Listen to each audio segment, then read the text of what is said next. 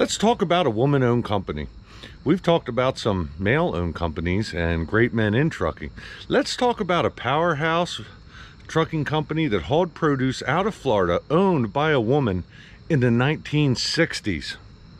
One of the biggest carriers ever, and they were known as the Montfort of the East.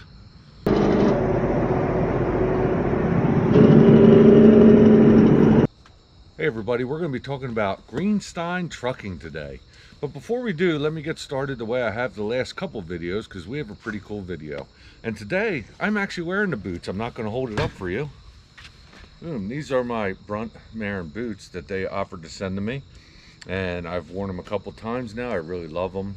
I was waiting for the weather to break, and it's cooled down a little bit. We're hanging out in the backyard. But at the end here, I'll tell you how you can win your own, because they are making me a great offer for all of my fans, all my subscribers. So let's talk about Greenstein. Hey guys, so as I did a video about Montfort, where we talked about the Montfort lane and how they pretty much own the left lane across 80 from Colorado to New York, a lot of comments I got were like, hey, you have to talk about Greenstein out of Florida. And I'm kind of ashamed to say I didn't know what Greenstein was. As soon as I mentioned it to my dad, he knew exactly what I was talking about. So I got to reach out to him for a lot of info about things. Now, I will tell you, there's a lot of information about this company I can't find out. I can't find out how it ended. There's a whole bunch of stuff, but everything I'm reading is that they were a super powerhouse in produce coming out of Florida, and even most of their backhauls were dairy going back down to Florida. So let's talk about how it started. In 1938, Nathan Greenstein was a produce broker, and he started Greenstein. He decided, as a brokerage, to use owner-operators to haul stuff with his own trailers, which makes sense. They would haul produce out, mostly on the East Coast at this point, but I did hear they went a little bit Chicago, across the north at different times after that. But they would then haul mostly dairy products back. And the interesting about this is that they were mostly exempt products from the ICC rules. And it's funny, look at this. My dog is so interested. Gary, this is Gary the Beagle. He is so interested in what I'm talking about. Anyway, well, let's talk more about Greenstein and what they had to offer owner-operators and how it became a woman-owned company. All right, so Greenstein became a woman-owned company in 1952. 1952, yeah. When Nathan Greenstein died, his daughter, Shendal, Shendal was her name, S-H-E-N-D-A-L, took over the company. And guys, this is where I start needing some help from you, because I know I have a lot of guys who ran during this time. There was so much information I couldn't find out. I could not find one picture of Shendal Greenstein anywhere. And I think part of it is because they say she was just, her business was her life. She never married. She never had children. They said that her truck drivers were her kids. They talk about how much she loved the business. But I said before, drivers leased to Greenstein were known as elite, and I got all my notes over here, so I'm kind of holding it over to the side, everything I could find. But Shendal ran it from Shendal ran it from the 50s when her dad died. It says into the 80s, but as far as I can hear, she actually ran it till 1993, which is pretty interesting. The produce company, as I said before, survived deregulation because they were exempt. Produce was exempt, and so was the dairy products they were running back. They actually didn't have to follow the ICC regulations. Pretty interesting. Shendal had super high standards for her trucks, and she actually built this company in a male-dominated industry. You figure the 1960 for a woman to be like, hey, I'm going to run a trucking company. Yeah, right. She had to be laughed at all over the place, and here she ran this huge powerhouse company. Crazy company. So all of her drivers were owner-operators, and she actually came to an agreement with different owner-operators to get better deals on trucks. There must have been a Peterbilt dealer somewhere, because she had Peterbilt trucks too, but from what we hear, she had a good deal with General Truck in Milwaukee, Wisconsin, and also a Mack dealer in Illinois. So a lot of the earlier pictures, you'll see a lot of Mack trucks, or a few. I have trouble finding a lot of early pictures, but apparently at one time they were mostly Mack trucks.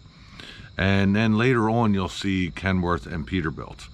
And here was the reason for this. Mack never offered a double bunk truck. I didn't actually realize that. Cab overs. These guys wanted to run cab overs to get the most weight on. They had a lot of, length restrictions at the time.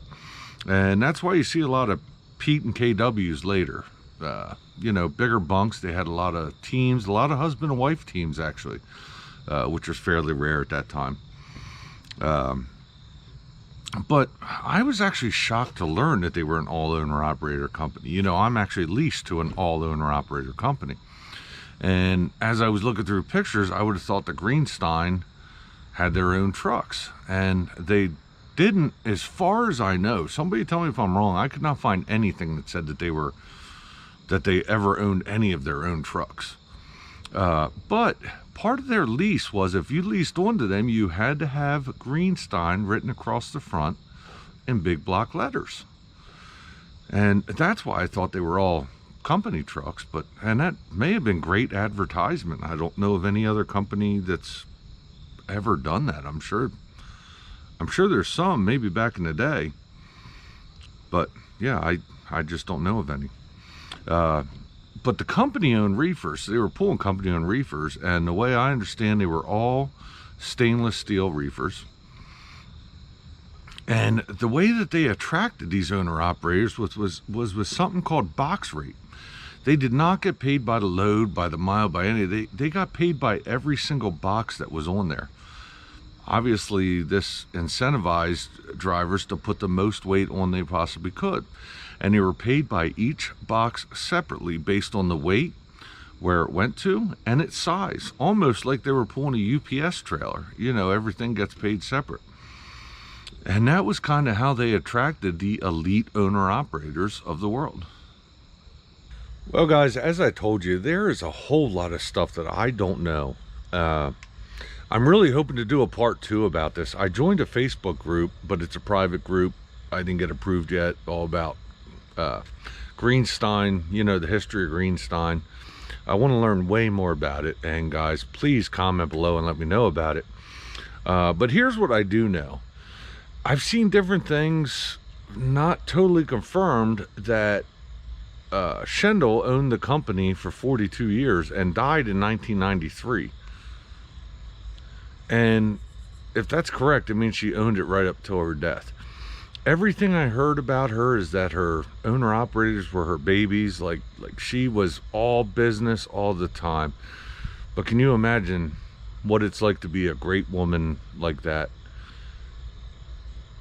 Working just in the 1960s, a male-dominated world, trucking industry. She just had to be amazing. And if anybody has pictures, anything else, more comments, I would love to do a second video of Greenstein. All right, well, I told you I'd let you know how to wear the boots, and now I got a beagle in my way, but it's okay. The boots are up there. These are called the Marin Soft Toe. I didn't go for the rough edge on the edge of them, but this is Brunt workwear, and they're going to give one of you guys a pair of boots when I hit 10,000 subscribers. As soon as I hit 10,000, it's cut off. So here's how you get in on it. You comment on this video, and your comment can be anything. Be like, hey, give me the boots. I've had so many comments like that. Give me the boots. Or I'll take a size 12. I had that one too. And it's okay, because as soon as you comment, you're in on it.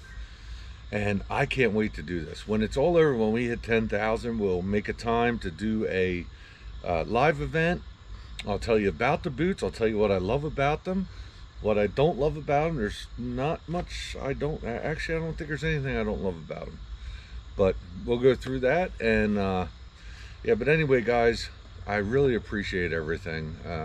I love your comments. Make sure to comment, because I do read every single comment. I try to respond to most of them.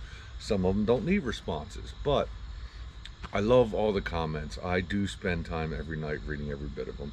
And I appreciate everything. If you like this video, like and subscribe. If you don't want to comment on it, I will put my email address down there. It's finchresources@gmail.com. And you can tell me your stories about Greenstein or anything else you want to tell me. So, thanks a lot, guys, and I will catch you on the next one.